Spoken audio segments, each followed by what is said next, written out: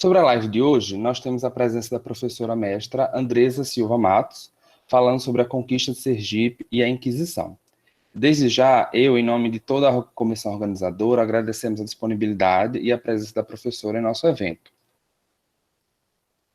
Contudo, antes da fala da professora Andresa, haverá o momento Clio Cultural, que hoje conta com a presença do cantor Igor Ferro, com poemas recitados por nosso colega João Freire, e contamos novamente com os desenhos do artista plástico Gladstone Barroso. Lembramos a todos de assinar a lista de presença, como o professor Lindivaldo já vem salientando, que já deve estar circulando pelo chat da live. Ela não só vai assegurar a vocês o recebimento do certificado no final do evento, como nos dá segurança frente a qualquer contratempo que possa acontecer. Dito isso, chamo para a nossa live o coordenador geral, o professor Antônio Lindivaldo Souza. Boa noite a todos, e agora nós vamos dar prosseguimento a esse nosso Clio, que é um momento de descontração. Entendemos que esse evento que nós estamos aqui apresentando é como se fosse numa mesa do bar ou numa cozinha comendo cuscuz, comendo inhame, macaxeira, bem à vontade. E diante dessa questão, desse momento prazeroso, e não é um lugar acadêmico sério, eu quero chamar, então, o Igor Araújo para começar o nosso Clio, um momento de Clio artístico. Clio, fica à vontade. Igor. Opa, não saiu? Todo mundo está escutando. Vocês estão me ouvindo? Perfeitamente. Ótimo, então, boa noite a todos, primeiro. Então, deixa eu começar aqui do meu jeito. Aquele senhor não viu toda a crença de uma nação. Aquele senhor não viu, mamelucos índios, uma fé Brasil. Aquele senhor que foi inquisidor, já queimou os deuses e pagãos, colonizador, criou processo, criou poder, inventou o nosso país. Aquele senhor não viu, aquele senhor que foi inquisidor. Então, essa música eu acabei fazendo ontem para combinar um pouco com o assunto que será debatido aqui, exposto no caso. Foi eu que fiz. Fala um pouquinho dessa questão da cultura europeia que veio para cá e aconteceram essas coisas que nos moldaram até hoje, que será debatido aqui. Eu me chamo Igor, obrigado pelo convite, e o nome da música se chama O Inquisidor. É isso. Obrigado, Igor, e aguardamos você no encerramento. Lembrar que essa letra e música é do artista Igor, que fez exclusivamente para essa nossa live de hoje. E até o final, fica aí nos assistindo para você apresentar. E agora eu passo a palavra ao Jonas para convidar o que vai recitar a poesia. Bem, agora chamamos nosso colega João Freire para recitar a poesia, né? Mais um momento do nosso Clio Cultural. É um poema, eu que troquei a palavra. Boa noite a todos. Todos me ouvem? Sim, eu ouço, pelo menos. Me ouvem? Perfeitamente. Estão conseguindo ver a poesia? Tranquilo. A carne. Dois mundos entram em conflito, dois mundos entram em negociações. São mais de dois mundos. São outros mundos. Lá se encontram, lá se processam as misturas, mulheres indígenas, homens brancos, giros, mundos diferentes se encontram, relações sexuais, talvez amores, filhos, mamelucos, homens feitos, participantes da conquista, guerra.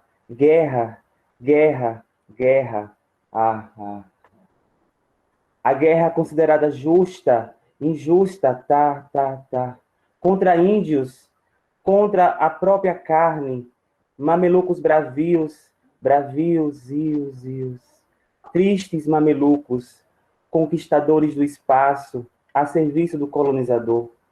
O mundo do colonizador, gado, açúcar, recôncavo baiano, esse mundo onde não tem fronteiras, eiras, eiras. A igreja, os jesuítas, a expansão da cristandade, as relações entre o lado indígena e o lado branco.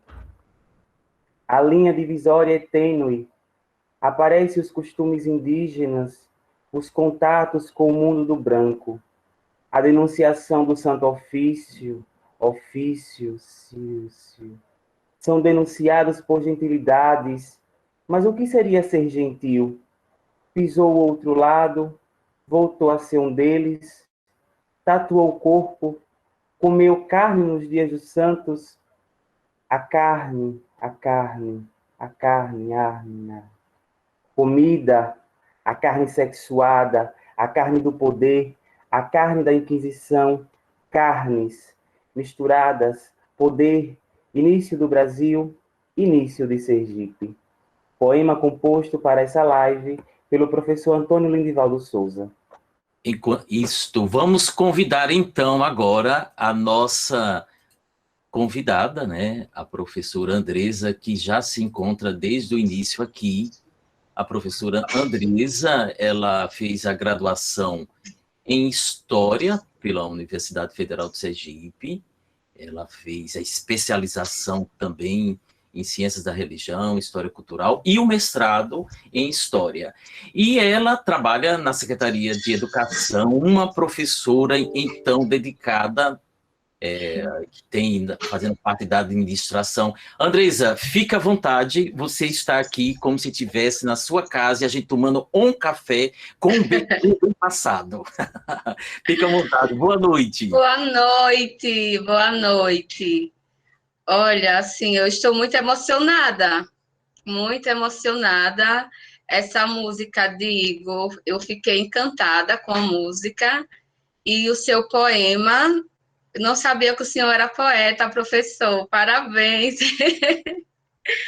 Eu disse assim, meu Deus, quem fez esse poema tão que reflete tanto, né, o século XVI, o contexto histórico do que vai ser tratado aqui hoje. Então, assim, eu ressalto agradecendo o convite.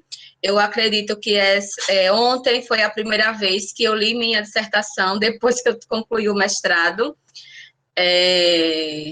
Quer dizer, a segunda vez, depois eu só fiz um artigo para o Instituto Histórico e fiquei só envolvida com as questões de educação, mais voltada à prática pedagógica, com BNCC, currículo de Sergipe, avaliações externas, e não tive tanto tempo de pôr em prática e de continuar os trabalhos referentes à pesquisa histórica. Então, eu agradeço. Ao ler a pesquisa ontem, eu fiquei, assim, emocionada, porque eu olhei e pensei, meu Deus, eu escrevi isso mesmo, vige? E eu fiquei orgulhosa de mim por ter escrito aquela pesquisa. E vendo, neste momento, eu agradeço ao professor Antônio Lindivaldo e peço para que vocês aproveitem ao máximo o que ele pode oferecer. Porque se hoje... Claro que eu não sou ótima, eu estou me comparando a Andresa hoje com a Andresa do início da graduação, né? Não é que Andresa, eu sou a melhor, não.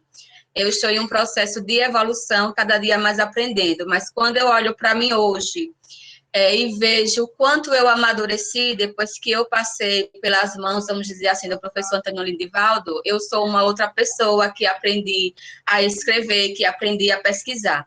Então, ele dá muito trabalho, né? Não sei se está dando a vocês, mas a mim deu muito trabalho, muita dor de cabeça, muito choro, muito estresse, o cabelo caiu, já tem pouquinho, fiquei quase careca, mas, assim, as consequências do aprendizado científico foram muito positivos. Então, eu gostaria que vocês, realmente é um pedido, que vocês aproveitem o máximo que o professor, né, e os demais professores do departamento, mas eu em especial com ele, porque ele foi meu professor na graduação, na especialização e no mestrado.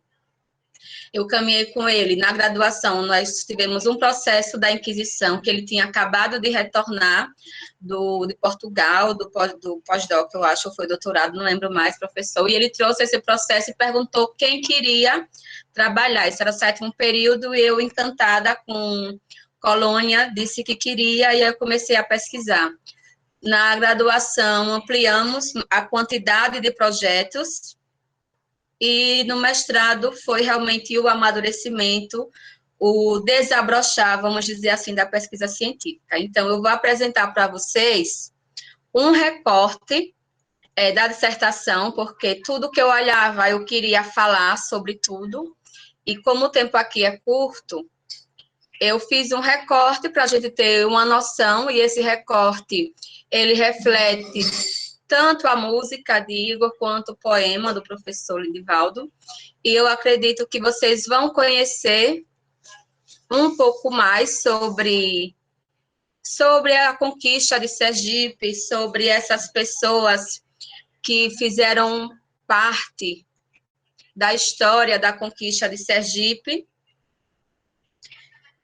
e que tiveram suas relações no cotidiano, né? Então, essa é uma pesquisa que ela foge da história positivista, que conta a conquista só a partir do colonizador Cristóvão de Barros. Então, foi uma pesquisa na perspectiva microhistórica, olhando o sujeito comum, um comum excepcional, e que, através de suas relações interculturais, das suas redes de sociabilidades, nós fomos reconstituindo esses aspectos da história da conquista de Sergipe. E todos esses aspectos foram apurados a partir dos processos da Inquisição. Então, antes de eu continuar, eu peço um favor, viu, professor e meninos? Se minha internet cair, professor, mande um zap aqui para mim, para eu atualizar rapidinho, ou entrar pelo celular, viu?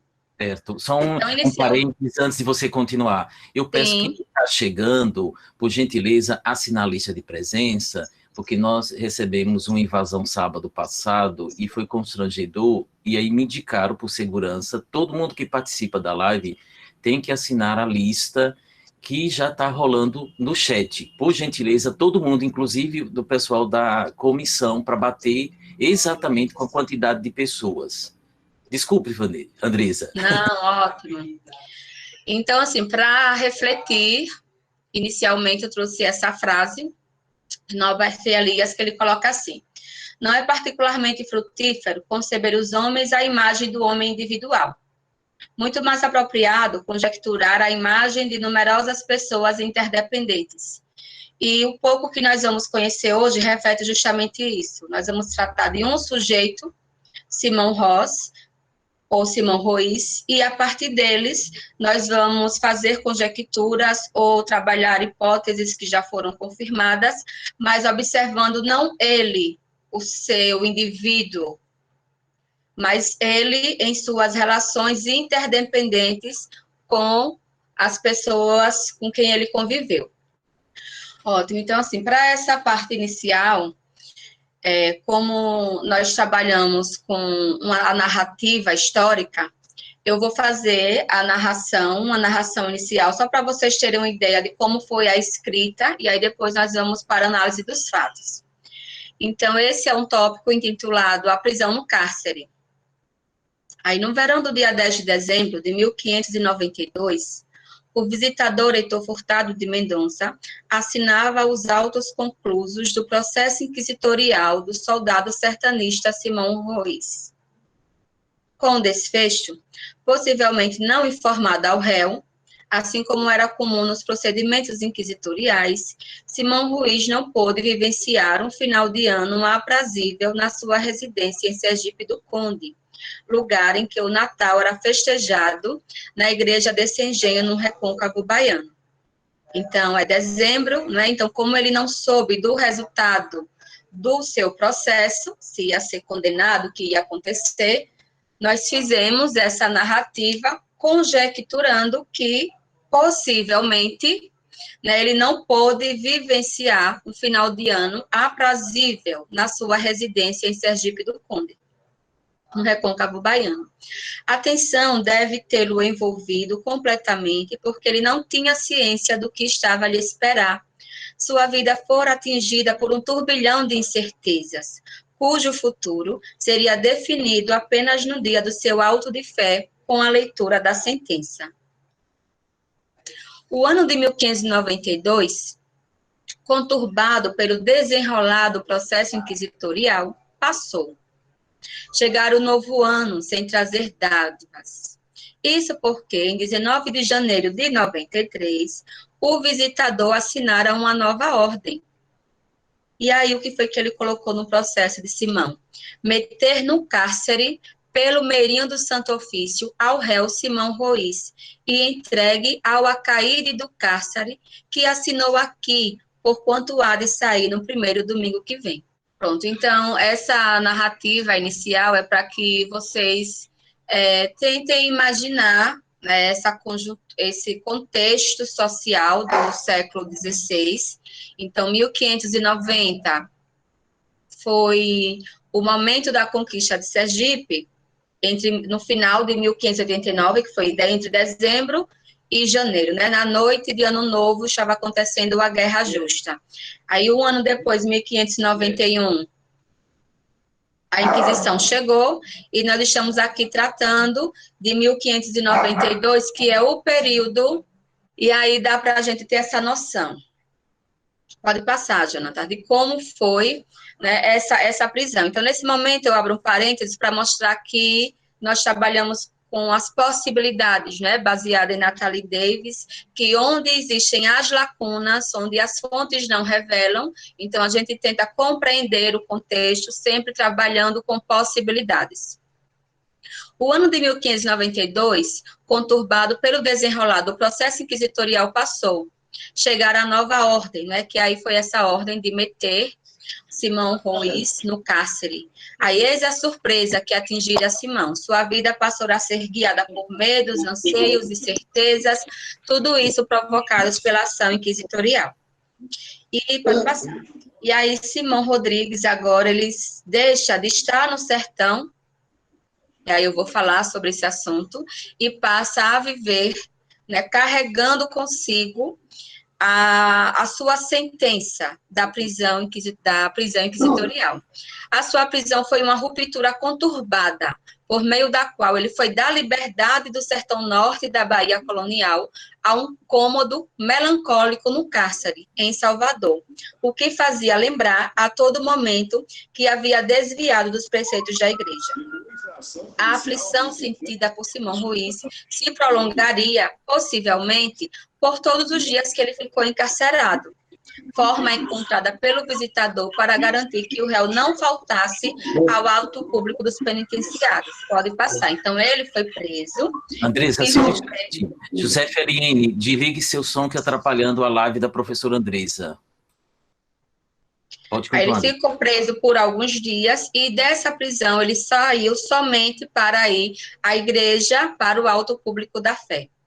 No mesmo dia da prisão de Simão Ruiz, também foram presos seu filho, Simão Rodrigues, então por isso que é uma abreviatura Ruiz, é uma abreviatura de Rodrigues.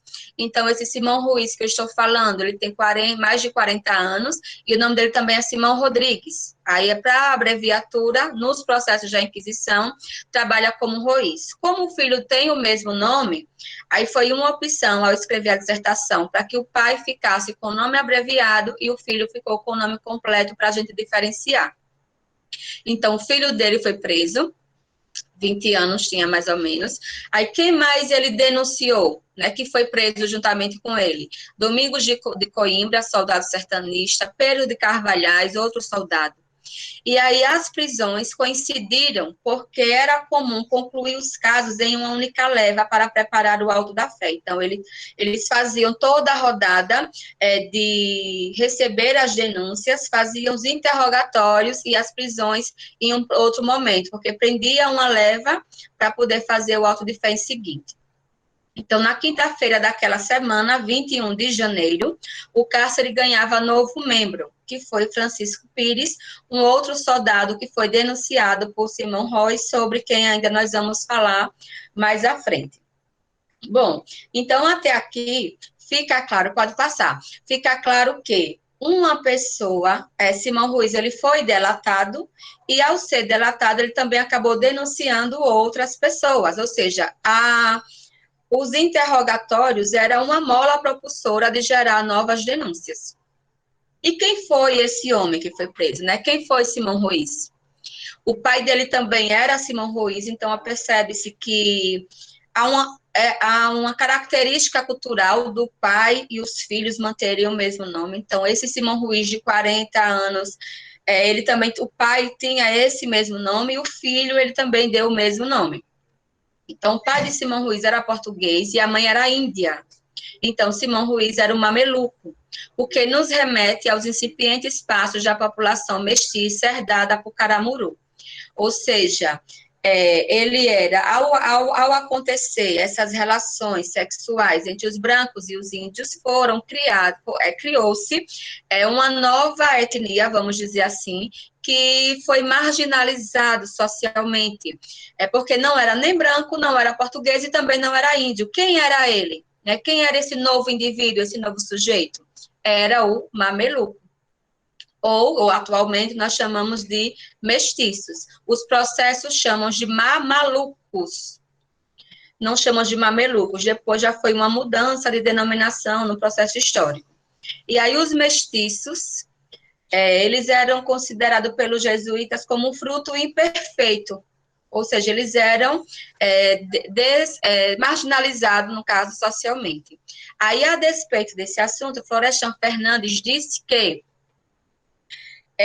os Tupinambás tinham uma relação primordial para gerar o filho, porque na família Tupinambá é a mulher que exerce o papel central. Para a cultura portuguesa, era o homem que exercia um papel central. Então, havia essa dualidade, como foi bem colocado aí num poema, ou seja, eram dois mundos. Então, esse sujeito, Simão Ruiz, e tantos os outros mamelucos, eles viviam entre dois mundos, que eram as características do mundo português e as características do mundo indígena. Ele transitava e aí gerava, pode passar, todo um conflito cultural do seu ser, um conflito de identidade. Então, eles eram mestiços, na carne e no espírito, como afirmava Darcy Ribeiro. Então, o que era ser mameluco nesse século XVI, né? Então, significava não ter sangue puro, não ser nobre, algo que não ficava restrito somente aos cristãos novos. Ronaldo Vaifas fala que os mamelucos já nasciam com o pé no inferno, porque o Santo Ofício era um algo preconceituoso e assim continuaria até o fim dos seus tempos, ainda tal, polir com desprezo gentes de cor e dela suspeitar quando os procuravam para acusar os brancos. Então, se eles já fossem a mesa inquisitorial para acusar algum branco, eles é que passavam a ser suspeitos nesses casos. Então, pode passar, nós temos processos, encontramos processos que muitos sertanistas portugueses que cometeram os mesmos pecados não tiveram uma punição como os mamelucos tiveram. E aí, qual foi o pecado dele? Né? Por que é que ele foi preso? Por que é que ele foi denunciado? Então, enquanto estava no sertão, ou seja, o que é o sertão? No século XVI, tudo que não estava povoado era sertão. Então, só existiam dois espaços. O litoral, povoado, contextualizado enquanto cidade, e a floresta, onde os índios estavam, que era o sertão. Tudo que não era colonizado e dominado pelos portugueses era chamado de sertão. Então, Simão Ruiz, juntamente com tantas outras pessoas, foram a sertão para descer índios, ou seja, apresar os índios, e aí já é uma outra temática, porque existia várias finalidades, não é? Escravizar o índio, outros queriam só que os índios ficassem morando próximo a determinadas fazendas para proteger de ataques de outras tribos indígenas, e aí o índio valia muito, né? Foi o primeiro escravo do Brasil, então valia muito. E aí, quando eles iam para essas expedições no sertão, eles não tinham com que se alimentar, então se alimentavam dos animais que estavam lá, da caça. E aí ele comeu carne de porco e de outros bichos do mato na quaresma. Então, não só ele, toda a expedição que estava lá também comeu, porque era o meio de se alimentar. Brancos, né, todos que estavam lá, os portugueses, todo mundo também passou a ter esse pecado. E aí, a abstenção da carne. Agora, o que era o comer carne no período colonial? Né? O que era comer carne para a Inquisição? Era uma forma de entrar em contato, era uma forma de entrar em contato com a divindade, de se afastar da materialidade do corpo. Então, a Igreja Católica ainda mantém, não com punição, né? Mas até hoje todos nós temos o hábito de, na Semana Santa, comer peixe. E esse hábito era muito mais rigoroso naquela época. Mas só que para eles, comer carne significava tanto o seu sustento, a sua sobrevivência, quanto fazer características dos índios. Então, muitas vezes, para se aproximar dos índios e se fazerem amigos, esses sertanistas passavam a adotar hábitos indígenas para serem aceitos em determinados locais em que eles estavam. Então, quem foi o denunciante de Simão? Ele foi denunciado por João Gonçalves. João Gonçalves era um mameluco também, de 20 anos, era amigo do filho de Simão Ruiz, do Simão Rodrigues, que também tinha essa mesma faixa etária. E esse João Gonçalves, ele foi a vários sertões, a várias excursões, né? Então, eles formavam um grupo, e aquele agrupamento de sertanistas, e alguns chamam de soldados sertanistas, iam para essas expedições. Então, quando eles passavam a ser chamados pelo visitador para confessar a sua culpa, eram induzidos a denunciar outras pessoas. E quem eram essas pessoas? Quem estavam junto com eles naquele momento. Então, Simão foi denunciado por João Gonçalves e por outras pessoas também. Eu que fechei o leque aqui em João Gonçalves. Por que eu fechei o leque em João Gonçalves? Porque ele foi um mameluco que veio com Cristóvão de Barros para a conquista de Sergipe. Então, veja aquela questão da interdependência, né? A leitura da pesquisa começou com Simão Ruiz, que me levou a um outro mestiço que participou da conquista de Sergipe. Então, nas fontes não mencionam se Simão Ruiz e o filho participaram da conquista de Sergipe. Há uma lacuna. Ele não fala no processo dele e nem João Gonçalves fala também em seu processo. Então, nós acreditamos que ele pode não ter participado. Entretanto, nós, ao buscarmos ao formar essa teia de relacionamentos, nós não estamos fazendo a biografia de Simão Ruiz. Nós estamos reconstituindo aspectos de sua trajetória para compreender o contexto histórico da época, tanto da atuação da Inquisição, das sociabilidades no sertão, e quanto aspectos da conquista de Sergipe. Ele é o fio condutor, né? A partir desse fio que a gente consegue encontrar e reconstituir aspectos para a pesquisa histórica que foi proposta a fazer. Pode passar. E aí, nós chegamos em João Gonçalves, e aí eu coloquei um aspecto da sua denúncia. Ele tinha aparência, né, de 20 anos, e o que foi que ele que apareceu? Ele foi denunciado por outras pessoas, mas ele não esperou ser chamado. Ele apareceu no período da graça. Então, quando o inquisitor chegou, foi publicado o monitório. O monitório determinava o período que a pessoa tinha que aparecer na igreja para poder confessar os seus pecados. Então, João Gonçalves, ele foi por vontade própria. E o que foi que o levou lá? Os costumes praticados enquanto estava na companhia de Cristóvão de Barros na Guerra de Sergipe Novo. E aqui eu abro esse parênteses, né? Então, por que eles se referiam ao nosso estado hoje, né? Falando dessa forma, como Sergipe Novo?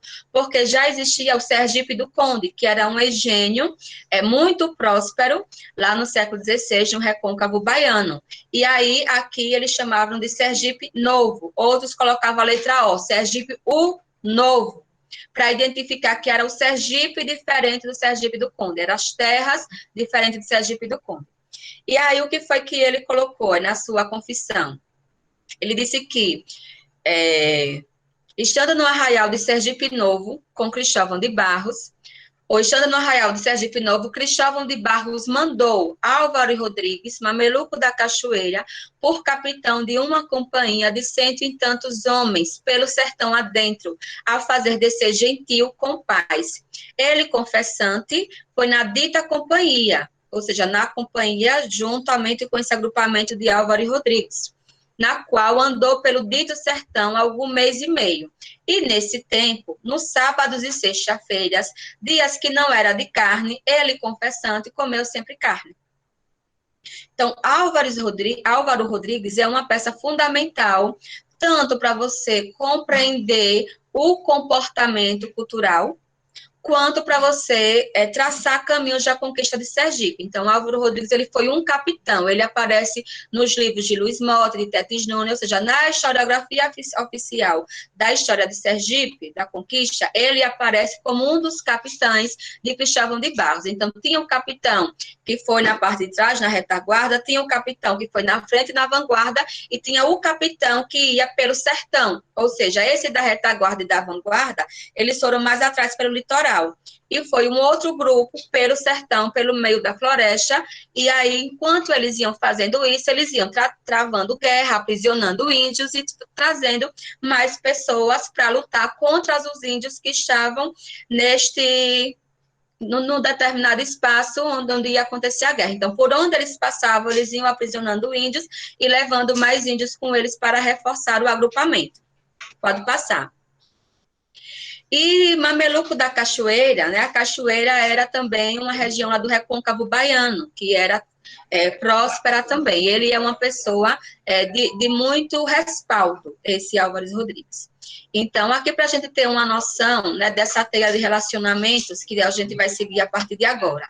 Então, Simão Ruiz, ele apareceu também, ele foi denunciado, foi delatado, mas só que ele não esperou ser convocado. Ele também apareceu por vontade própria, e ao aparecer, e no seu interrogatório, ele acabou também denunciando seu filho, Simão Rodrigues, Gonçalo Álvares, denunciou também João Gonçalves. Aí você veja, João Gonçalves, juntamente com essas 3 pessoas desse círculo, eles foram ao sertão das Alpariacas e dos Amoipirais, que era onde tinha uma tribo também indígena. Mais tarde, eu tenho um mapa que aponta onde se localizavam esses sertões. Andressa, E aí... uma pausa. Oi. Por gentileza, a todos que chegaram agora, depois, tem que assinar a lista de presença por uma questão de segurança da live. Foi recomendado que o número de pessoas que aparece aqui seja o mesmo que assinou. Então, por favor, assine enquanto a professora Andressa respirou e tomou água. Obrigado. Foi. Então, aí essa estrutura da parte de baixo é a estrutura como a gente chega de Simão Ruiz, que aparentemente a gente não sabia dessa relação com a conquista de Sergipe, isso foi se concretizando no decorrer da pesquisa.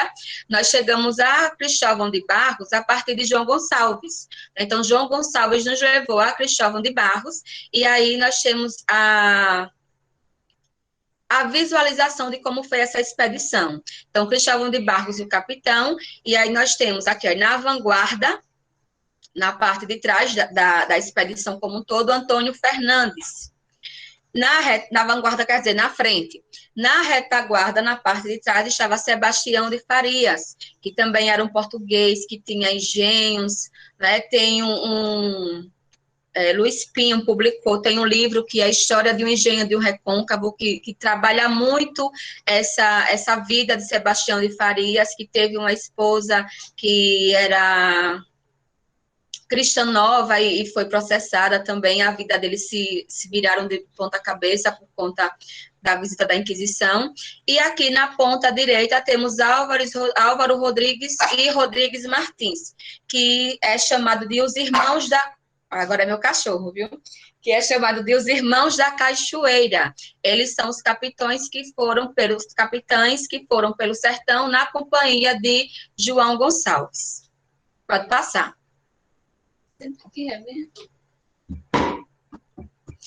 Então, enquanto Só para a gente ver como se configurou essa teia, né, de relacionamentos. Ó. Então, Simão delatou também outras pessoas. E tudo isso aí veio à tona. Às vezes nem era por vontade própria. Vamos ver aqui essa parte final do primeiro parágrafo que está em itálico. Olha, na segunda vez que Simão Ruiz apareceu perante o visitador, né, que é para reafirmar tudo que ele tinha dito no primeiro interrogatório, ele fez um acréscimo, ele disse assim, lembra, mas quando perguntou quem outras pessoas também tinham cometido o pecado de comer a carne, aí ele colocou, lembra mais o seguinte, seu filho, Simão Rodrigues, morador em Sergipe, esse Sergipe é Sergipe do Conde, né, não é o Sergipe Novo.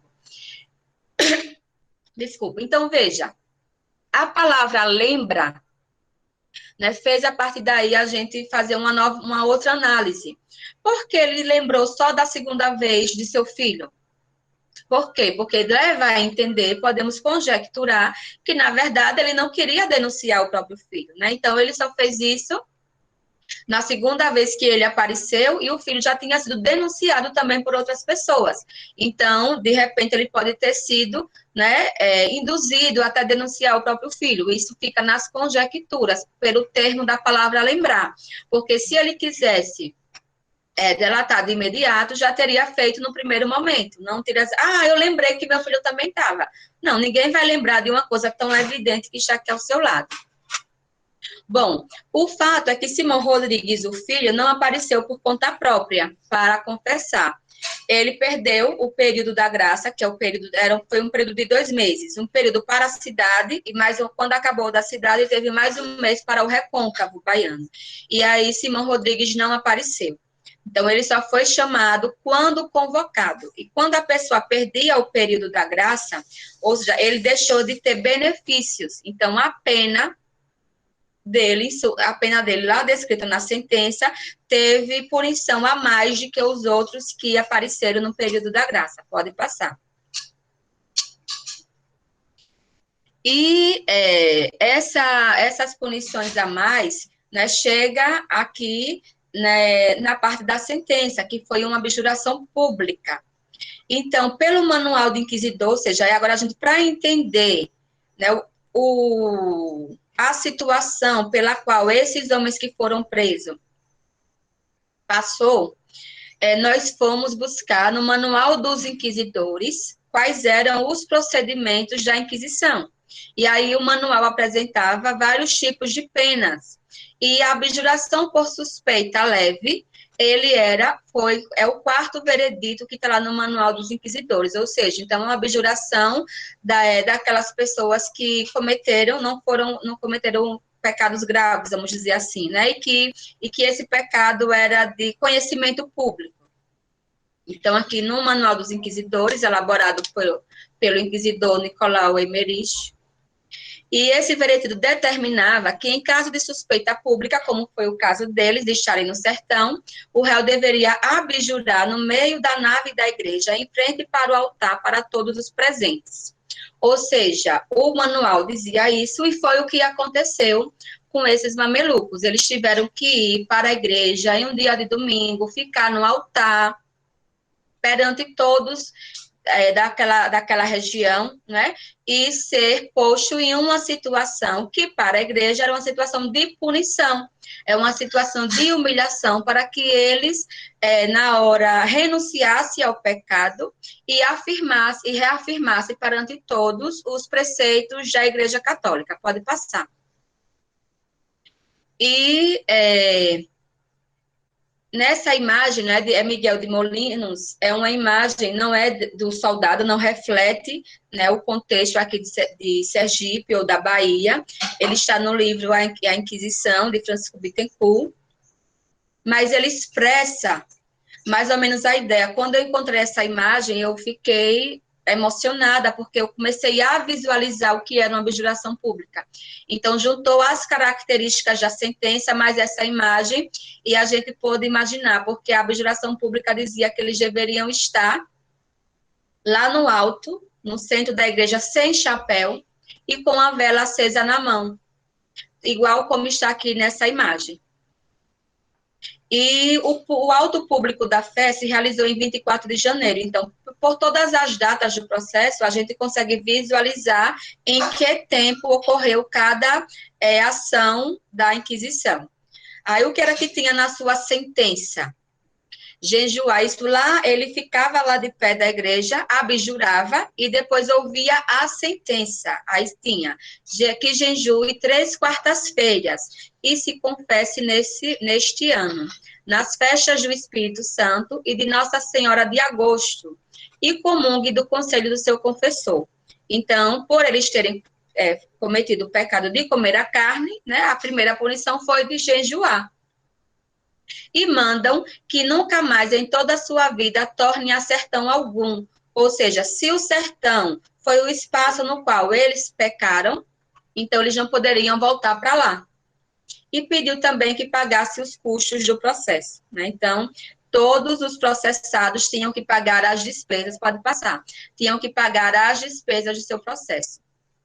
E essas sentenças, ela ia variando entre um soldado e outro, mas, no geral, todos foram obrigados a jejuar, todos foram obrigados a não mais retornar ao sertão.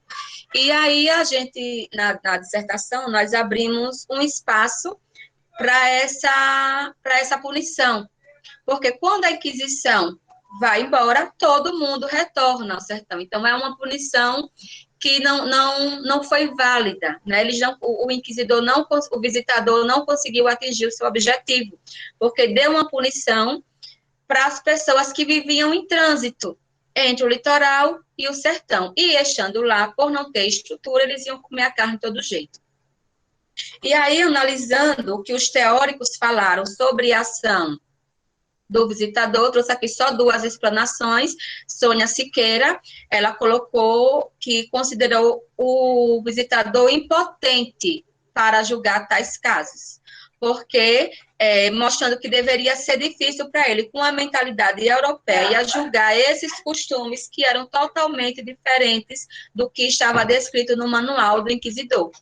Para Ronaldo Vaifas, ele disse que ficou espantado com a ignorância do visitador em matéria de gentilidades. Por que ele ficou espantado?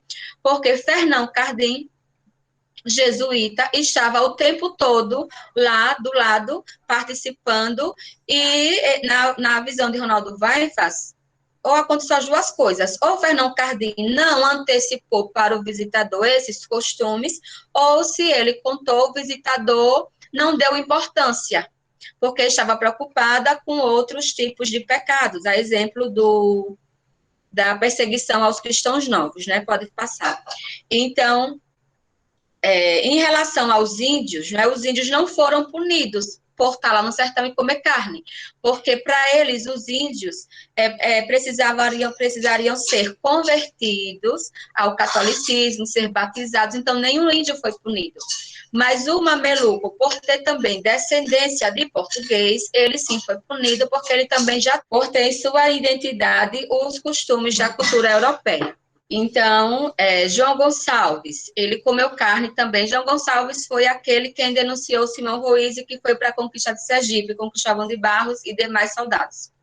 Então, João Gonçalves, ele comeu carne e também se deixou riscar. Então, na dissertação, a gente faz uma análise ampla em relação a essas gentilidades. O que é se deixar riscar? Era as tatuagens.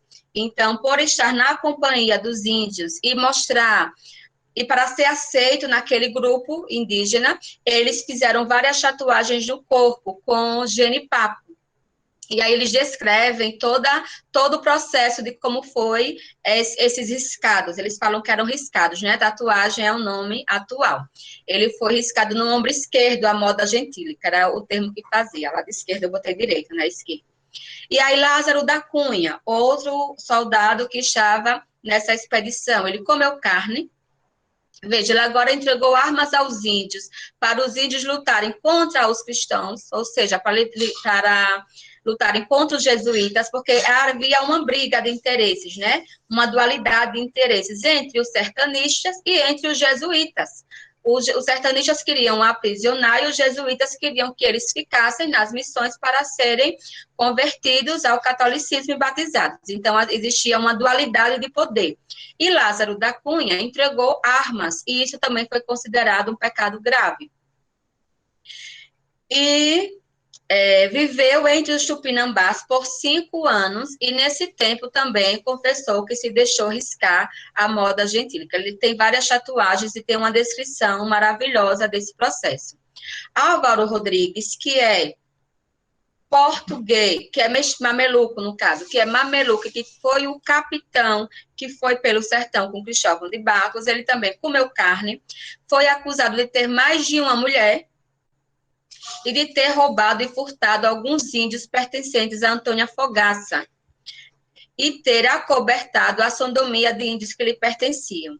Então, assim, essa questão da sodomia, né, não entra nas gentilidades, eu coloquei, mas entrou aí outras questões, mas aí foi um painel, né, do que seriam essas gentilidades. Esse caso aqui não entraria aí no que seria gentilidades, pode passar. Esse é um apanhado das práticas que eles fizeram a estar no sertão. Esse mapa, ele mostra o curso do Rio São Francisco. As expedições seguiram esse curso do Rio São Francisco. Observe, né, que nessa linha aí, negritada, o curso do Rio São Francisco, ele vai para depois da divisa entre Sergipe e Alagoas. E essa parte aí de Alagoas era tudo Pernambuco. Então, só existia a divisão. Tudo que está do lado direito era Bahia, e de lá para cima era Pernambuco. Então, as expedições seguiram aí o curso do Rio São Francisco e desceram aí, olha, por Sergipe, na divisa entre Sergipe e Pernambuco. Então, João Gonçalves disse que quando foi descer gentil, era a expressão que eles utilizavam, que era o aprisionamento do gentil, após a guerra no sertão de Sergipe Novo, andou num dito sertão 1 mês e meio. Então, quando acabou a guerra, ele ficou naquele espaço, que era o Sergipe Novo, por 1 mês e meio, e neste tempo, nos sábados e sextas-feiras, ele também comeu carne. Então, pode passar. E aí, ao falar dessa prática de ter comido carne, ele também vai delatar outras pessoas. Neste outro mapa, a gente tem a noção do recôncavo baiano, aqui ali na parte de baixo. A seta indica aí Sergipe do Conde, lá no recôncavo baiano, e de onde eles partiram de Sergipe do Conde para ir para Sergipe del Rei, que é esse mapa aí mostra já Sergipe del Rei, mas aí é só para a gente ter uma noção da distância entre Sergipe do Conde e Sergipe o Novo, que depois já foi, né, batizado aí por Sergipe del Rei, a partir do momento que foi adquirindo uma consolidação no processo de conquista. Uma outra confissão que eu achei interessante foi a de Paulo Adorno. Ele também estava nessa mesma expedição e disse que na dita jornada de Cristóvão de Barros, onde também comeu, por muitas, o número não lhe lembra também em dias proibidos a carne, podendo a excusar, ou seja, podendo evitá-la. Ele podia evitá-la, mas ele comeu, como também comeu carne João Ribeiro e seu camarada morador de Paripe. Então, só para a gente ter a noção que à medida que eles se confessavam, eles iam indicando o nome de outras pessoas. Pode passar. E quando a gente começa a observar, né, essa teia aí, essa mola propulsora de delações, a gente começa a dar nomes a esses soldados que os nossos livros de história só citam Cristóvão de Barros e os capitães da vanguarda, da retaguarda do sertão. E quem eram esses outros indivíduos? Quem eram esses sujeitos, né, que ficaram aí apagados da história? Quem foram esses anônimos? Então, os processos da Inquisição nos ajudam a dar luz a esses sujeitos e mostrar a importância deles no processo de colonização aqui do nosso território. Então, entrando na guerra, né, eu estou agora voltando no tempo para a gente conhecer essa questão da guerra, porque eu comecei com 1592, num processo de Simão, mostrei quem ele, e aí estou agora voltando, em vez de avançar, eu estou voltando no tempo para a gente chegar até a guerra. Cristóvão de Barros fez uso da guerra, cuja autorização data de 1589. Então, ou seja, o termo é guerra justa porque ela foi autorizada. Né? Os sertanistas, ao descerem para o sertão, para descer índios, eles não tinham autorização. Então, eles faziam aprisionamentos ilegais. Né? Cristóvão de Barros recebeu essa incumbência e autorização. Então, imbuindo de motivações e com seu agrupamento formado, Cristóvão de Barros conduziu a todos para a Casa da Torre, da propriedade de Garcia Dávila, que estava localizada em Tatuapara, enseada, onde se mete um riacho deste tal. Então, veja, aqui está essa imagem aí, né, de um livro, mas depois foi que eu tive a oportunidade de ir a visitar o castelo, nessas excursões que o professor sempre faz, o professor Lindivaldo. Então, foi maravilhoso ter contato com o local da pesquisa, né? Mas acabei não colocando fotos, né, nem minha, nem do professor, e essa acabou ficando, eu não troquei, mas o professor tem fotos belíssimas, né, eu também tenho, de quando eu fui, a gente começa a closar, né, esquece um pouco do contexto histórico, todo mundo só quer tirar fotos belas lá no castelo, porque é uma estrutura, para mim, né, emocionante, de ter ido lá e fechar os olhos e sentir que foi ali que tinha aquela grande quantidade de mamelucos ou de portugueses, de pessoas que caminharam aquela distância toda ou em cavalos para chegar até aqui e fazer o processo da guerra. Essa questão da motivação, não vou entrar em detalhes, porque teve a questão da morte do pai de Cristóvão de Barros, e aí não vou acabar perdendo o foco. Então, pode passar. Então, João Gonçalves, né, e os demais foram para lá, e de lá é que vieram aqui para o território de Sergipe. Então, foi nesta base militar, lá o castelo de Garcia Dávila, onde Cristóvão de Barros computou 13.000 soldados, entre bancos, mamelucos e índios, frecheiros, tapuias, ou seja, os índios entraram no agrupamento para lutar contra os outros índios, porque eram de tribos também inimigas dele. Então, sendo 400 índios fornecidos também pela aldeia jesuíta, como foi uma guerra considerada justa, os jesuítas abraçaram a causa, até porque já tinha tido também a primeira tentativa da colonização com Gaspar Lourenço e João Salônio, e eles não tiveram êxito. Então, Pires Wine escreveu que tinha mais de 5.000 combatentes. Entre os brancos estavam Diogo Lopes, Ulloa, João Ávila e Bernardo, destacando-se ainda, pode passar. E aí eu cito alguns outros nomes para a gente perceber, né, que a ideia era dar identidade a essas pessoas que participaram.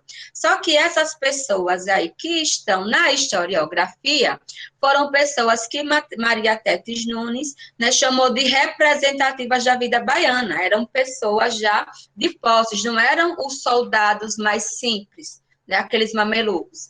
E aí eu fiz um destaque para Damião da Mota, que foi um companheiro da expedição de Gonçalo Álvares, e Damião da Mota era português, e em seu processo ele foi identificado, né, por também ter cometido a gentilidade de comer carne, e aí a gente fez uma caracterização por ele ser híbrido no espírito. Então, nós trabalhamos com esse conceito de hibridismo cultural, o hibridismo genético, né, da mistura do português com o índio, mas também o hibridismo cultural, de ele transitar os seus hábitos e seus costumes entre os dois mundos. E Damião da Mota, embora fosse português, ele era um homem híbrido no espírito, ele era híbrido culturalmente, porque ele passou a vivenciar, como outros santos portugueses, os hábitos da cultura indígena. Pode passar.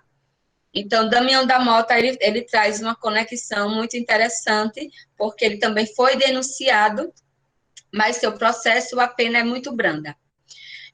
E aí, nessa guerra de Sergipe, eu trouxe o trecho que aparece na historiografia. Olha, tem esse trecho, que Cristóvão de Barros fez capitão da vanguarda Antônio Fernandes e da retaguarda Sebastião de Faria, e por determinando ir ao longo do mar, mandou primeiro pelo sertão Rodrigues Martins e Álvares Rodrigues. E aí, junto com Álvares Rodrigues, né, eles eram irmãos, tinha 150 homens brancos e mamelucos. Dentro desse grupo de mamelucos estava João Gonçalves, que é o elo com os, pode passar, que é o nosso elo com o Simão Ruiz, que foi o personagem que teceu todo esse fio. Então, eu volto novamente, né, com essa teia, para que agora que a gente já consegue visualizar melhor as duas situações, os dois percalços, né? Então, a gente partiu de Simão Ruiz, que foi o fio condutor, e aí nós chegamos a João Gonçalves, aqui do lado direito, e João Gonçalves nos trouxe a sentir, a perceber um pouco mais de como ocorreu essa conquista de Sergipe. Pode passar. E nós temos, em Álvares Rodrigues e Rodrigo Martins, nós temos também um aprofundamento maior sobre essas vivências deles. Eles têm um processo muito rico e informações valiosíssimas, que eu ainda fiquei até de me aprofundar, mas não aprofundei. Eu trouxe aqui só a imagem do processo, né, para vocês observarem, porque, assim, era muito exaustivo, sabe, trabalhar com fontes primárias, principalmente com os processos da Inquisição. Não é só a gente ler um livro para pesquisar. Primeiro, a gente tem que transcrever todo o processo, para depois refletir sobre ele e ver o que não foi dito, né, o que ficou subentendido, o que está nas entrelinhas do processo, para poder fazermos as conjecturas e preencher as lacunas que foram, muitas vezes, até apagadas intencionalmente pelo Meirinho, né, ao escrever o processo, porque tem também toda essa reflexão em cima do documento, sobre a veracidade do documento e qual a sua intencionalidade, porque ele estava sendo produzido pelas pessoas que estavam representantes da igreja. Então, de repente, pode ter tido algumas situações que eles não quiseram deixar evidentes no processo. Então, são os não ditos. E aqui, olha, vamos fazer essa leitura comigo desses processos. Vamos tentar ler. Depois que você consegue... Inicialmente, a gente olha a ver garrancho, vamos dizer assim. Mas quando a gente começa a ter um contato maior com a letra, a gente consegue, até faz um alfabeto, eu fiz até um alfabeto à parte, para tentar decifrar essas letras, o que elas significavam. Então, ali estando bêbados na fazenda, disse. E aí foi perguntado por sua genealogia, no caso aí tem genealogia, né, mas é sua genealogia, disse ser cristão velho, natural desta capitania, aí eu estou no grifado agora, filho de Afonso Ruiz, que é o Rodrigues, homem branco, e de sua mulher Luzia Álvares, mameluca, filha de Diogo Álvares, homem branco, e de sua negra Basília. Então, Diogo Álvares é um personagem muito conhecido na historiografia colonial, que é o Caramuru, né? Então, Álvares Rodrigues, ele é neto desse Caramuru. Ele era um mameluco, mas que tinha terras, e já era um homem de reconhecimento lá no Recôncavo Baiano.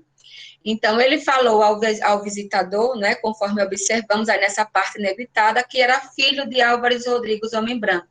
E no processo, ele disse que não conheceu seus avós, que não conheceu, porque os avós morreram, pode passar. Caramuru morreu antes dele, né, mas temos aqui em Frei Vicente Salvador que ele coloca essa genealogia de forma... esqueci o nome, não foi Frei Vicente Salvador, não. Esqueci o nome agora, me fugiu a memória. É que ele coloca essa genealogia de uma forma confirmada. E voltando, então, né, a esse capitão, que nos traz muitas peculiaridades e uma riqueza fantástica para reconstituir os aspectos culturais do século XVI como um todo. Principalmente lá ele mostra muito o recôncavo baiano e qual era, na verdade, a motivação que os soldados tinham, que esses homens mamelucos tinham, para entrar nessas expedições. O que era que motivava?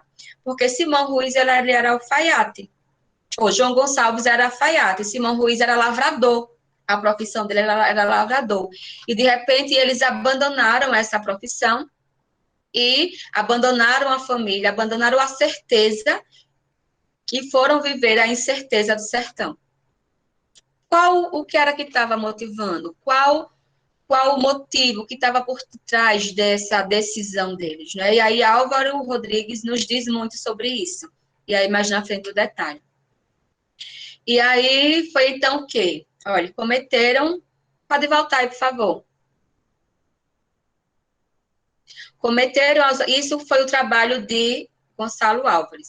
Cometeram as aldeias dos inimigos que tinham por aquela parte do sertão, ou seja, ao ir pelo sertão, eles iam aprisionando, os quais foram fugindo até se juntarem todos e fazerem um corpo que lhe resistiram e puseram um cerco muito estreito, onde mandaram 4 índios por dar conta a Cristóvão de Barros. Então, enquanto eles estavam indo pelo sertão, eles foram cercado por índios que perceberam a chegada deles, e nessa guerra eles mandaram avisar Cristóvão de Barros, que mandou um reforço para que eles não fossem, né, mortos pelos índios nesse momento aí. Então, eles receberam um reforço, e quem nos conta já é Salvador. Pode passar. Então, ao tomar ciência desse perigo, né, Cristóvão de Barros manda, aí já mostra que foi na véspera do Ano Novo, e lá chegando no Natal e véspera do Ano Novo. Então, ao término de todo o conflito, na madrugada do Ano Novo de 1590, os soldados permaneceram na região. Ou seja, a conquista foi na noite do Ano Novo. O Ano Novo trouxeram a mudança. A fronteira daquele espaço que antes era chamado pelos sertanistas como Sertão de Sergipe Novo, ou Sertão do Rio Real, passou a ser somente Arraial de Sergipe. Então, veja. Ei. Então, a partir, né, da conquista, a denominação muda. Então, o conceito de sertão, ele ia variando conforme a ocupação do espaço. Então, o que antes era chamado de Sertão de Sergipe Novo, ou Sertão do Rio Real, que alguns processos chamaram desse nome, passou a ser chamado de Arraial de Sergipe. Então, após a conquista, virou um arraial. Então, João Gonçalves, em determinada parte do processo, chama de arraial. Lázaro da Cunha, que foi um outro mameluco que participou, chamou de Forte de Sergipe. E Cristóvão de Barros chamou de Cidade de São Cristóvão. Então, foram vários nomes, né, que foram dados aí ao território após a conquista. Pode passar. E aí o conceito de sertão acaba adquirindo essa mudança, né? O que era sertão hoje, agora deixou de ser. E aí o que depois que eles conquistaram, o que eles ganharam em troca disso, né? Será que as expectativas deles foram alcançadas? E aí a gente pensa o quê? O que é ser sertanista naquele momento? Porque eles não eram soldados oficiais, eles foram soldados temporários, eles não tinham a patente de soldados. Eles foram soldados por conveniência. Então, era mais comum de chamar de sertanista. Ser sertanista era considerado um não ofício no meio urbano da cidade de Salvador. Essa profissão, né, não era reconhecida. Então, ele se identificou, iniciou o processo como lavrador e disse que foi descer os índios. Os lavradores formavam uma categoria profissional própria do meio rural. E quais eram as outras profissões? Mestres de açúcar, caixeiro de engenho, purgador, caldeireiros, feitores de campo e de fábricas, alfaiate, como João Gonçalves. Então, existiam várias profissões. E ser sertanista não era uma profissão reconhecida, porque eles estavam agindo de forma ilegal. Pode passar. Eles desciam para o sertão sem autorização. E aí, para conseguir ser nobre, Simão Ruiz tinha que superar a descendência dos gentios, como feitos realizados em prol da coroa. Então, essa era uma das ações que eles tinham que fazer para ser reconhecido como nobre. Então, Álvaro Rodrigues, ele foi reconhecido como nobre. E o seu irmão Rodrigo Martins, sertanistas, mamelucos, eles conseguiram superar. E eles foram recompensados. E essa sua genealogia foi publicada, né, nesse catálogo genealógico de Frei Jabotão. Foi Jabotão, eu estava esquecida quando eu falei que ele falou da genealogia e que Álvares Rodrigues e Rodrigo Martins eram netos de Caramuru. E aí, mas não foi só por esse feito da conquista de Sergipe. Eles foram muitas vezes aos sertões, eles desceram muitos índios, eles foram também para expedições de caça a ouro e prata. Então, eles tiveram um feito a mais de que só descer e aprisionar índio de forma ilegal. E aí, pelos seus feitos, eles receberam uma carta, né, tomando-os por cavaleiros fidalgos da minha casa, com 20,200 a moeda da época, que eu não lembro mais como era, de moradia, e cada um em que ele dê brasão de armas e nobreza conforme seus feitos. Então, eles receberam uma carta e foram chamados de cavaleiros, fidalgos, homens valentes, né, e foram reconhecidos por seus feitos. Pode passar. Só que esse benefício, esse reconhecimento que eles tiveram foi uma exceção, né? A maioria dos soldados não recebeu esse tipo de reconhecimento, né? Então, indo já para finalização, a gente mostra o quê? Que os indivíduos que teceram a teia de Simão Ruiz, de fato, devassaram sertões baianos, e essas ações foram descritas como incentivadoras do sentimento de nacionalismo do povo brasileiro. Presumimos, vejam as possibilidades, presumimos que esses homens aqui tratados também contribuíram para fazer desabrochar esse sentimento. Sabemos, contudo, que não formaram clãs, como escreveram Calmon ao se referir à família dos Garcia Dávila, né, conforme essa citação acima era da dissertação, não está aqui.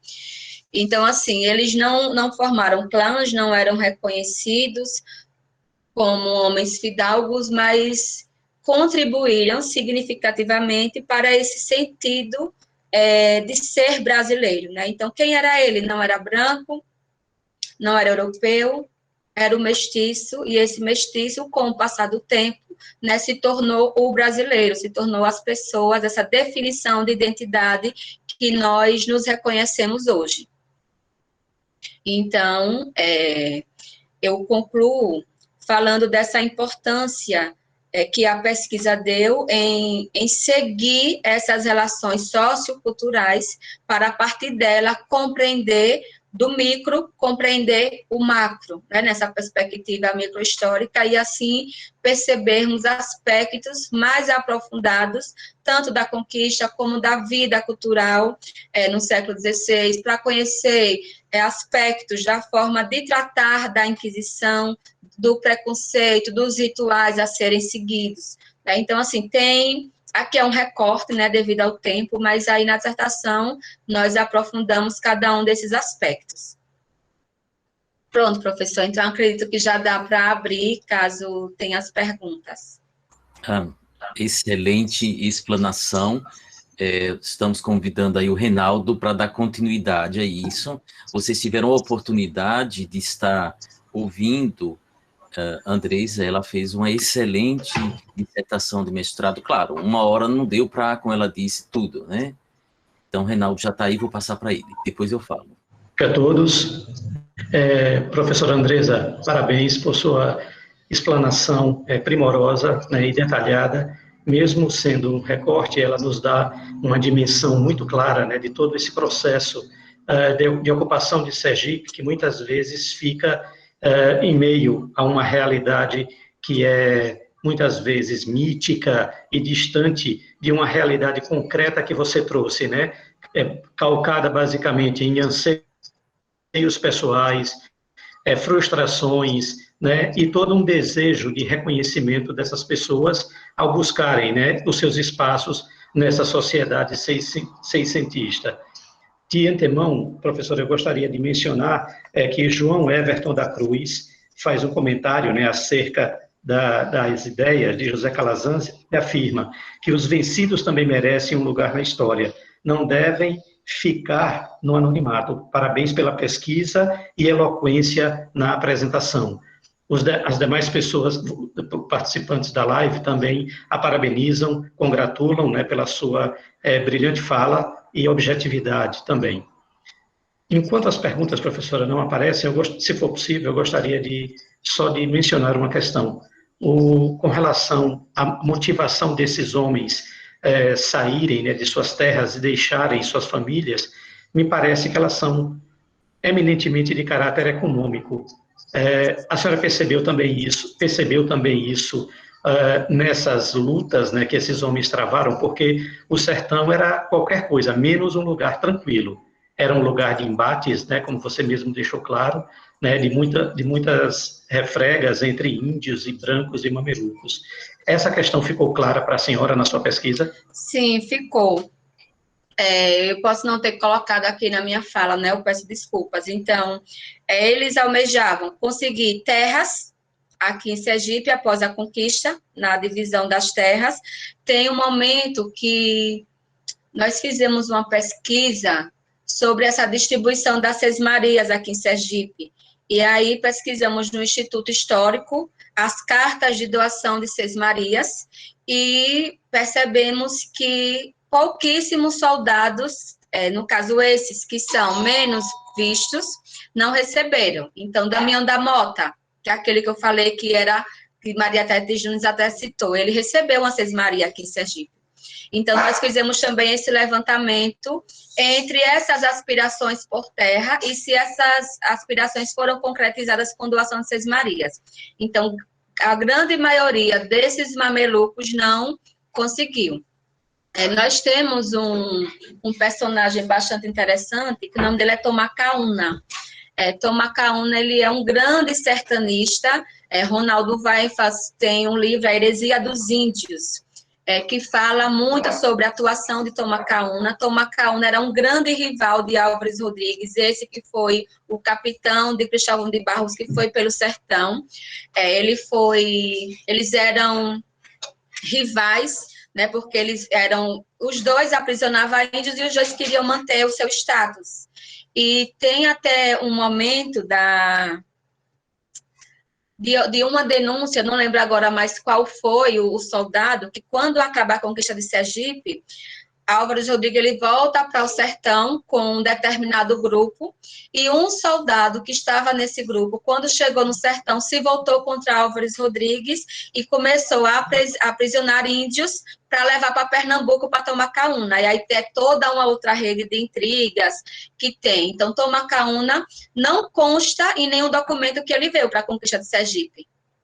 Não está nos registros oficiais, não é citado em nenhum processo da Inquisição, mas ele ganhou terras aqui. Então, como é dito oficialmente que as pessoas que ganharam terras foram as que participaram pelas relações das pessoas ilustres, o nome dele não aparece, mas ele tem terras aqui em Sergipe. Mas aí, e muitos deles que não conseguiram terras, só que agora os dados, as fontes já não revelam, que é quem ficou com o índio para vender depois. Né? Então, também tem essa questão de aprisionar os indígenas para vender nos engenhos do Recôncavo. Mas aí, quem conseguiu isso já não cita nesses processos menores. Mas Álvaro Rodrigues, ele aprisionou vários índios e levou para sua fazenda, e também vendeu.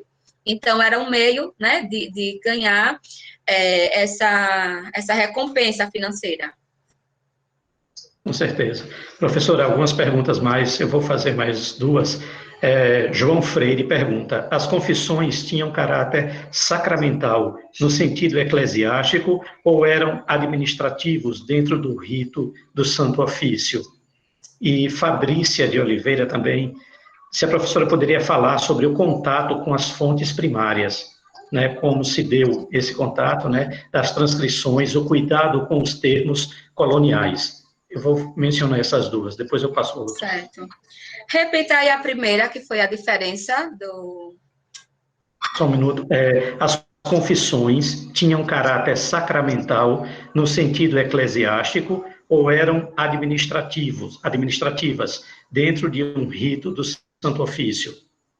Dentro das normas do Santo Ofício, né? Então, teve todo um ritual, é porque essa parte eu acabei não colocando aqui na apresentação, mas aí a gente detalha a chegada do visitador, o percurso pelas ruas, as características de onde ele estava sentado, qual a cor, então a gente faz toda uma descrição em detalhes, aí mostra que ele chegou doente, que ele foi se recuperar na casa dos jesuítas, como era o quarto dele, todo o ritual que teve a primeira missa, a publicação dos éditos, que foi um evento, né, para aquele momento, e aí depois começa a seguir o ritual do Santo Ofício. É tanto que, para entender o que estava dito no processo, nós tivemos que voltar para o Manual dos Inquisidores para estudar e conhecer a estrutura de um processo.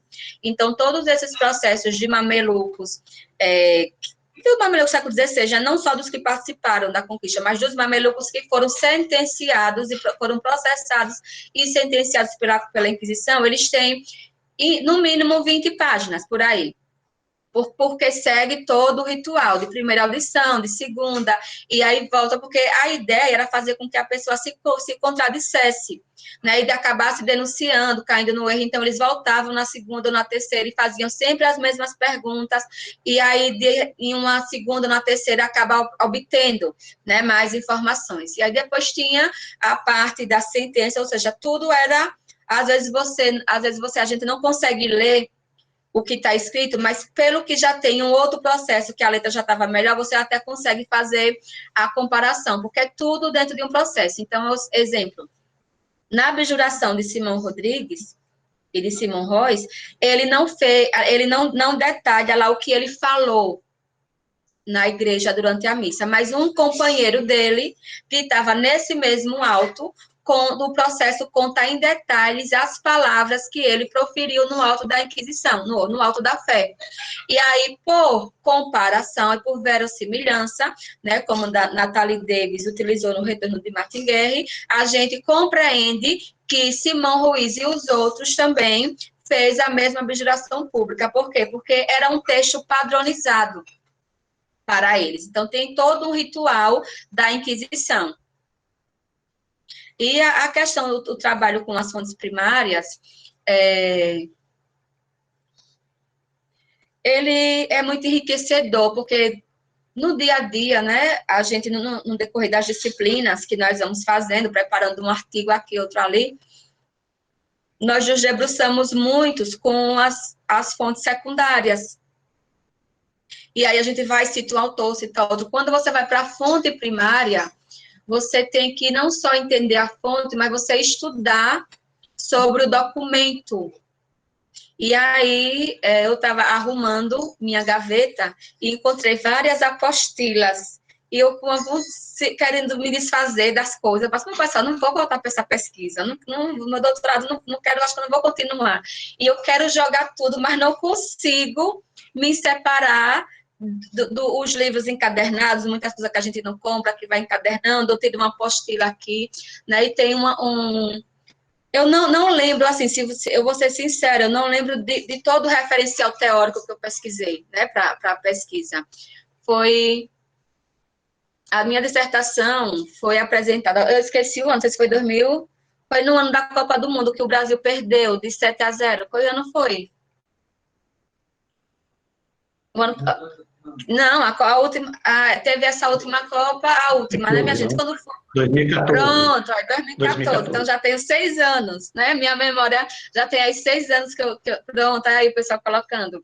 Então, eu digo para vocês que eu não chorei pelos gols, porque eu estava trancada no quarto, terminando de revisar essa dissertação para mandar, com as unhas todas ruídas, estressada. Então, assim, 6 anos. Eu dei uma lida rápida ontem para falar hoje, então tem coisas que eu estou começando a lembrar. Então, tem um artigo muito interessante, não sei, eu acho que Jacques Legoff, o professor me ajuda aí, não sei se é Documento, Monumento, onde ele faz toda uma leitura interessante sobre a importância de você compreender o documento, de você questionar o que o documento está lhe dizendo, porque muitas vezes o documento pode estar, ele mostra o ponto de vista de quem produziu, né? Então, ele pode distorcer algumas informações. E, então, esse contato com a fonte primária, nós temos que, além de compreendê-la, de preencher as lacunas, nós devemos questioná-la sobre a informação que ela está nos passando, porque ela pode estar passando só o ponto de vista de quem produziu aquele documento. Então, essa é a dica que eu dou para trabalhar com fonte primária. Ok, professora. Mais uma pergunta de Edivaldo Alves, e ele comenta, né? Parabéns pela sua pesquisa. Se possível, eu gostaria que você comentasse mais sobre a presença e o papel desempenhado pelos escravos africanos nesse processo de conquista do território. Essa é uma. E, se possível, professora, desculpe, eu estar sendo insistente em mais uma pergunta. Com relação a... Você mencionou que os inquisidores chegavam em Sergipe e logo em seguida iam embora e toda a realidade continuava como antes. Mas e aqueles familiares e aquelas pessoas, os prepostos da Inquisição, você chegou a ter alguma notícia sobre isso nesse período em Sergipe? Porque no século XVIII existem familiares, mas no século XVI existia algum preposto da Inquisição em Sergipe depois que eles iam embora? Olha, em relação aos negros, né, foi a primeira pergunta. Eu não pesquisei muito sobre os papéis dos negros, porque as fontes falam pouquíssimas sobre os negros, então aqui tinha mais índios, então não era evidente a presença do negro no sertão. Então o negro ele estava mais localizado no litoral, nos engenhos. Os poucos ainda que tinham, estavam lá nos engenhos. Mas alguns, aí eu já não tenho certeza de afirmar, né? Alguns eles vinham com seus donos para participar. Mas não foi o foco, assim, eu não vou saber falar melhor sobre essas questões dos negros. A questão também dos familiares, ela é mais evidente mesmo nas outras visitas, mas aí também já não foi o foco da pesquisa. Não, na verdade, assim, às vezes você acaba perdendo o fôlego, né, de continuar a pesquisa e de saber como eles viveram após a Inquisição. Por quê? Porque os documentos que nos contam sobre esse cotidiano são os documentos da Inquisição. Então, uma vez que não tem mais esses documentos sendo produzidos, essas informações da vida cotidiana, elas acabam se perdendo. E aí, mas só que nós temos os cronistas, né? Os cronistas acabam falando muito sobre essa questão, mas como não foi o foco também da pesquisa, eu não aprofundei. Mas certo é que, quando o visitador foi embora, eles continuaram voltando a aprisionar e voltaram a comer carne, por mais que tivesse alguém ali fiscalizando, não era sob o jugo do Santo Ofício, aquela questão mais punitiva, né? Então, eu também não aprofundei esse aspecto para saber se algum jesuíta que ficou responsável, se tinha mais esse rigor. Ok, professora. Por enquanto, não temos mais nenhuma pergunta, professor Lindivaldo, e as pessoas estão aqui comentando, né, parabenizando-a pela sua fala, né, e pela sua explanação muito clara, né, e essa é enfim, a fala da maioria, de todos aqui. Obrigada. Eu só tenho a agradecer, porque eu estou relembrando as coisas, eu tenho que voltar para ler a dissertação toda agora com calma, que é para eu lembrar quando eu for falar novamente. Vamos passar, obrigado, Reinaldo. Vamos passar para agora para a terceira etapa, e João Freire vai se preparando para ler a poesia final e depois o nosso artista que vai cantar. Lembrar a vocês que houve um contratempo com o nosso desenhista e ele não pôde participar hoje, deixou para o sábado, que eu falando do Gladstone, que é responsável pela charge.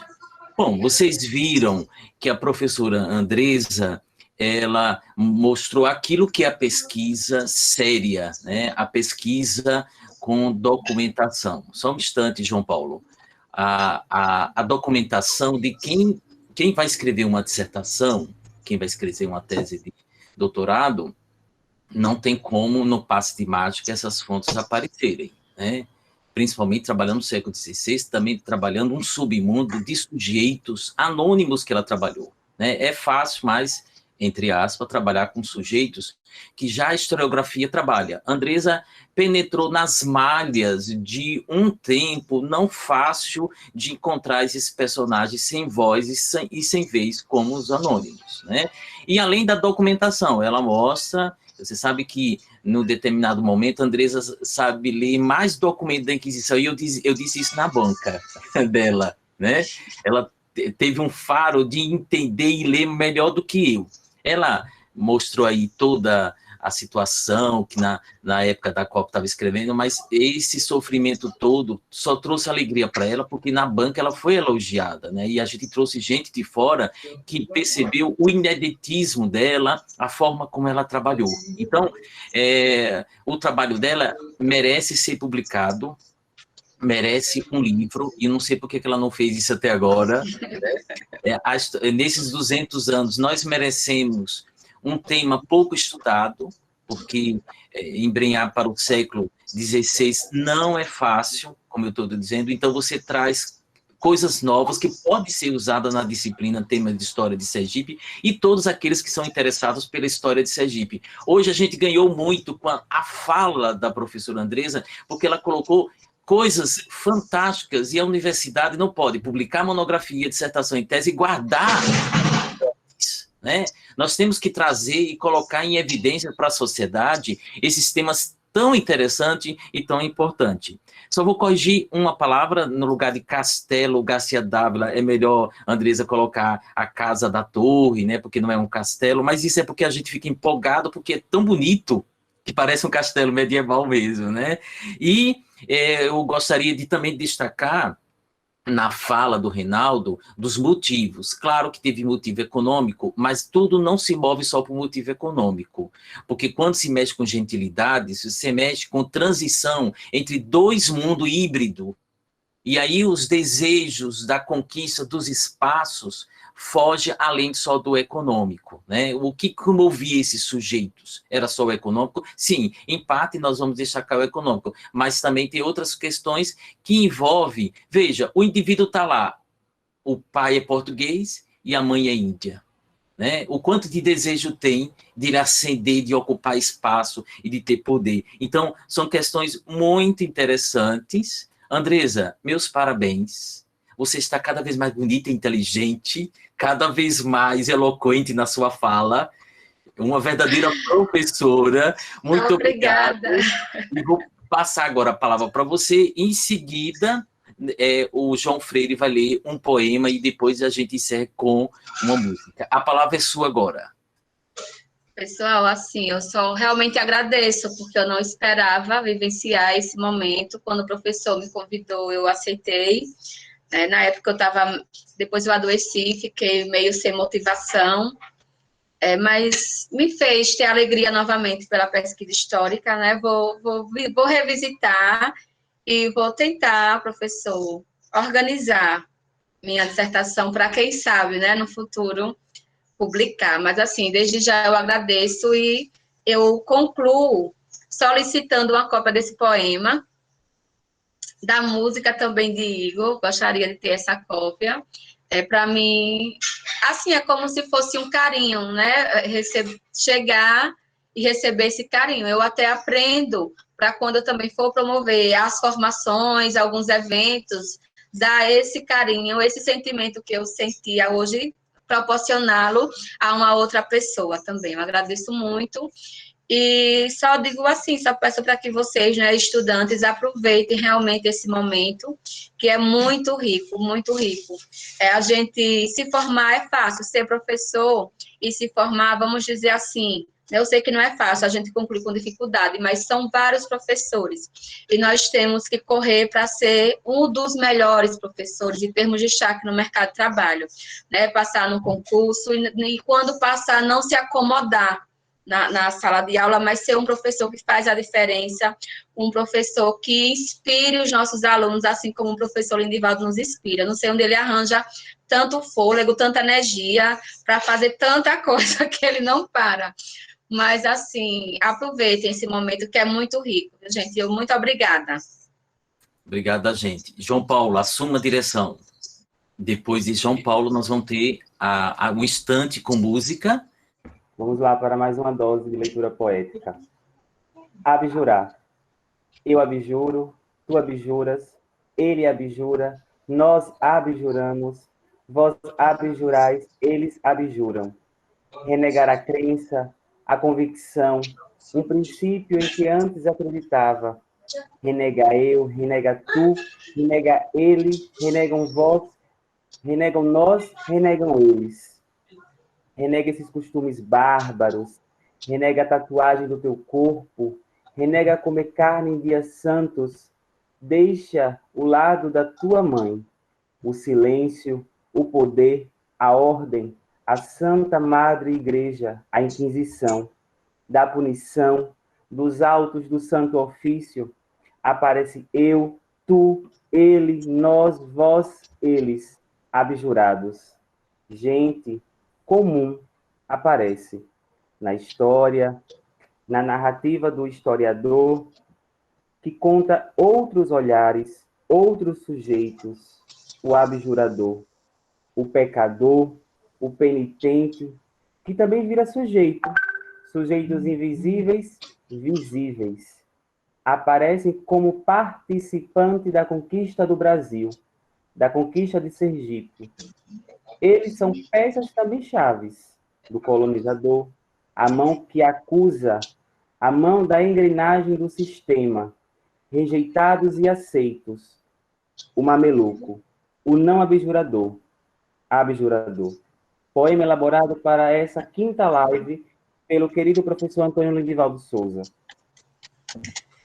Gente! Na sequência, então, o artista nosso, Igor, por favor. Boa noite novamente. Agora não pergunto mais para onde vai a estrada. Agora não espero mais aquela madrugada.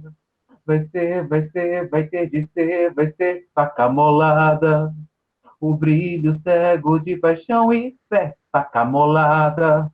Deixar a sua luz brilhar e ser muito tranquilo. Deixar o seu amor crescer e ser muito tranquilo. Brilhar, brilhar, acontecer, brilhar, faca molada. Irmão, irmã, irmã, irmão de fé, faca molada. Plantar o trigo e refazer o pão de cada dia. Beber o vinho e renascer na luz de todo dia. A fé, paixão e fé, a fé, faca molada. A fé, paixão e fé, a fé, faca molada. Deixar a sua luz brilhar no pão de todo dia. Vai ser, vai ter de ser, vai ser muito tranquilo. O brilho cego de paixão e... O brilho cego de paixão e... O brilho cego de paixão e fé, faca molada. O brilho cego de paixão e fé, faca molada. Faca molada. É isso, gente. Muito obrigado. A salva de palma para o Igor, a salva de palma para a professora Andresa, a salva de palma para toda a comissão organizadora e todos vocês que estão nessa segunda-feira aqui, nessa nossa live, prestigiando a prata da casa, que é a Andresa, filha da casa da Universidade Federal de Sergipe. Né? Nessa pandemia, nós estamos contribuindo para chegar à sociedade um conhecimento que é produzido. Andresa, fiquei muito feliz, comi um beiju. Sim, pois não? Um momento. Pois eu não. esqueci de falar o nome da música. Pé Cega, Faca Molada, de Milton Nascimento e Beto Guedes. Muito obrigado. Obrigado você. Eu me senti muito à vontade, comi um beijo aqui, tomei um chá, tem horas que eu estava aqui tomando chá, quando eu desliguei, fiquei muito à vontade, estava a gosto, como diz os portugueses, né? E hoje, felizmente, não fomos trollados, né? O hack não entrou, também eu muni de várias coisas aqui, né, o tempo todo olhando, observando quem que estava entrando. E, por favor, ninguém saia sem assinar a lista de presença. Mais uma vez, professora Andresa, muito obrigado. Obrigado, Igor. Obrigado, João Freire, por ter lido o poema. Obrigado, equipe. E boa noite a todos vocês. E até sábado. O próximo sábado, nós vamos tratar, na sequência do assunto, que vai ser um painel sobre os índios em Sergipe, desde o período colonial até ao período do Império. 3 professores que pesquisam sobre o tema estarão aqui nesse sábado apresentando esse tema e dando continuidade ao que já começamos hoje com a professora Andresa. Um beijão para todo mundo e boa semana que se inicia. Hoje é terça-feira, hoje é segunda-feira, inicia a nossa jornada. Um abraço, até mais.